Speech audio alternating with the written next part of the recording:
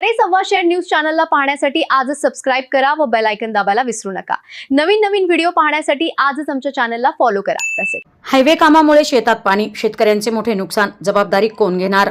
निचऱ्याची व्यवस्था नसल्याचा आरोप, पंचनामा करून नुकसान भरपाईची मागणी। पारोळा, अमळनेर, जडोद, हातेड, लासूर मार्गे मध्य प्रदेशकडे जाणाऱ्या राष्ट्रीय महामार्गाच्या सुरू असलेल्या कामामुळे परिसरातील शेतकऱ्यांचे मोठे नुकसान झाल्याचा आरोप करण्यात येतोय।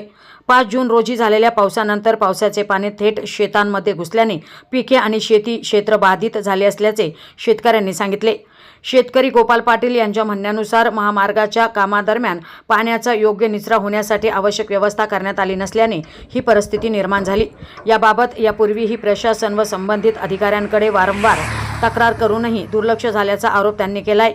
महामार्गाच्या कामासाठी असलेली यंत्रसामग्री खाजगी कामांसाठी वापरली जात असल्याचा आरोपही शेतकऱ्यांनी केला असून शेतीचे संरक्षण करण्यासाठी कोणत्याही प्रभावी उपाययोजना करण्यात आलेल्या नसल्याचे त्यांनी म्हटले।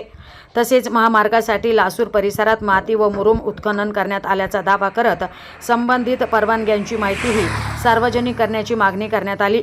पावसाळ्याच्या सुरुवातीलाच शेतकऱ्यांचे नुकसान झाल्याने प्रशासनाने तातडीने पंचनामा करून नुकसान भरपाई द्यावी, तसेच भविष्यात अशा घटना टाळण्यासाठी आवश्यक उपाययोजना कराव्यात, अशी मागणी प्रभावित शेतकऱ्यांनी केली आहे।